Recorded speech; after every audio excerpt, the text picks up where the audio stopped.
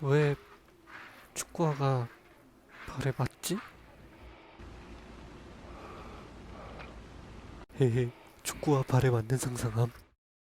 안녕하세요. 한세라티 FC의 한코코입니다. 제가 오늘 보여드릴 모델은 바로 아디다스의 X16.1 모델입니다. 이 모델은 지금 사일로로 치자면은 스피드 사일로지만 당시에는 퓨어 카오스라는 아디다스가 좀 새로운 도전을 하고 싶었던 그런 사일로였습니다. 퓨어 카오스라고 얘기를 하자면은 그냥 어느 정도 슈팅에 대한 도움도 굉장히 많이 받으면서도 스피드를 낼 수 있는 스프린트를 할 때 적합한 형태로 된 그런 축구화를 만들고 싶었어요. 그러니까 아디다스도 정말 고집이 강하다고 느꼈던 게 당시 정말 베이퍼가 그 스피드 사일로에 대한 대명사였잖아요. 무게도 가볍고 또 그리고 어퍼가 굉장히 얇은데도 테이진 어퍼 또는 슈퍼플라이 같은 경우에는 플라이 니트를 사용하고 있었지만 그 얇은 어퍼에서 굉장히 슈팅에도 도움을 줄 수 있으면서도 터치감까지 잡는 그런 대단한 사일로를 만들었었는데 아디다스는 어떻게 보면 다른 회사들처럼 거기서 굉장히 많은 걸 착안해서 축구화를 만들 수 있었지만 그래도 고집을 가지고 자신들만의 색깔을 만들려고 굉장히 노력을 많이 했습니다. 그래서 이 전 모델인 X15에서는 굉장히 얇은 좀 뭐랄까요 고무 재질의 느낌이 나는 그런 어퍼를 사용하는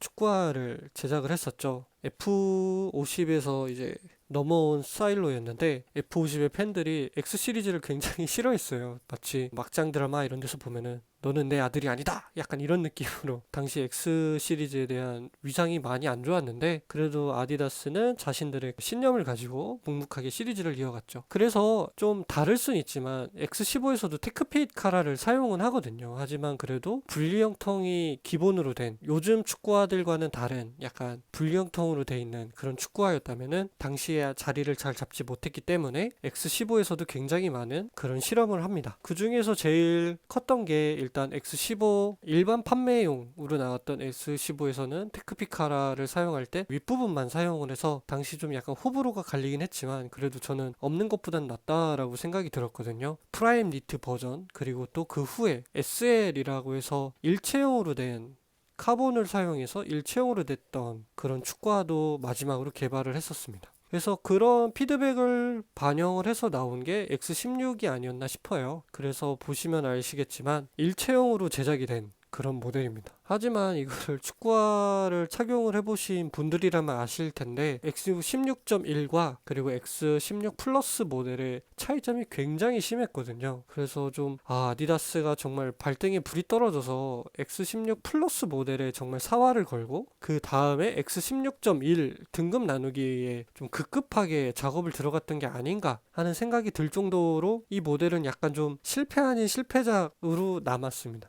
다시 본론으로 돌아와서 이제 X16.1의 어퍼부터 이제 제품을 한번 디테일하게 살펴보도록 하겠습니다. 16.1 같은 경우는 어퍼가 굉장히 두꺼운 고무랄까요? 약간 좀 그런 느낌이 드는 어퍼입니다. 굉장히 뻣뻣한 편에 속한다고 생각을 해요. 저는 이게 되게 아쉬웠던 게 X15.1에서는 그래도 굉장히 얇은 고무 재질의 어퍼를 사용을 했거든요. 볼터치에도 도움을 줄 수 있고 슈팅에도 조금의 도움을 받을 수 있는 그런 형태로 했다면은 16.1로 넘어오면서 이 어퍼가 굉장히 두꺼워졌습니다. 이게 내부 소재가 들어있어서 그런 게 아니라 그냥 어퍼 자체가 굉장히 두꺼워요. 그래서 내부 소재도 보시면은 그냥 안감으로 이렇게 소재가 하나 있고 그 소재가 다입니다. 그 소재와 이 어퍼 사이에 다른 보충제가 들어가 있지 않아요. 그런 형태를 띠고 있으면서도 굉장히 뻣뻣하고 그리고 또 이 테크피카라가 너무 적은 부분을 가지고 있기 때문에 좀 착용을 하셨을 때 많은 분들이 이 제품에 호불호가 생길 수 있는 극명한 호불호가 생길 수밖에 없는 형태가 돼버리고 말았어요. 만약에 발등이 굉장히 넓고 뭐 발볼도 있으신 분이시라면은 이 제품을 신으셨을 때 테크피카라의 위치로 굉장히 타이트하게 신을 수 있지만 저 같은 경우는 왼쪽 발등이 조금 높은 편이고 오른쪽 발은 발등이 조금 낮은 편이거든요. 그래서 이 제품을 신으면은 꽉 조여 신게 되면은 이쪽 부분이 이렇게 접히는 형태가 됩니다. 저는 이게 너무 슬퍼요. 그래가지고 이 제품을 정말 좋아하는데 그 부분 때문에 정말 착용이 꺼려지고, 또 예전에 한번 말씀드린 적이 있는데 발이 안에서 헛돌게 돼가지고 플레이 타임이 길어지면 길어질수록 체력 손실이 너무 커지니까 나중엔 다리가 너무 딸려나가는, 축구화에 딸려나가는 그런 형태가 돼버리거든요. 그리고 또 하나의 문제점이 있다면은 재봉선이 위치가 너무 애매해요. 생각을 해보면은 어퍼가 이쪽이 굉장히 앞쪽으로 올수록 더 넓어지는 면적이라서 한번 여기를 잘라내는 형태로 해야 조금 이거를 더 예쁘게 만들 수 있다라고 생각을 한 것 같은데, 이 위치가 아웃프론트 쪽이었다면 어떨까 싶긴 하더라고요. 가능할진 모르겠으나, 근데 왜 그러냐면은 플레이를 할 때 이 부분이 스티치가 있기 때문에 이 발이 안에서 이 부분으로 볼을 받게 되면은 깐에 아주 약간의 통증이 느껴질 정도의 그런 형태로 되어 있습니다. 거슬려요,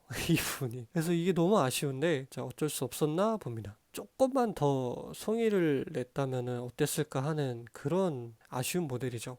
이 X16.1의 경우 원래 어퍼 전체에 패턴을 넣어서 볼과의 그러니까 마찰을 늘리기 위한 그런 패턴이 들어가 있는데요. 다양한 시리즈가 그렇게 나왔고, 이번에 바이퍼 팩에서는 아무 무늬를 넣지 않은 형태로 출시를 했습니다. 개인적으로는 원래 바이퍼팩 플러스 모델을 사고 싶었는데 학생이었다 보니까 돈이 별로 없었죠. 그림에 떡이 없고 나중에 구할 수 있었던 모델이 이 모델이었는데, 조금 아쉽습니다.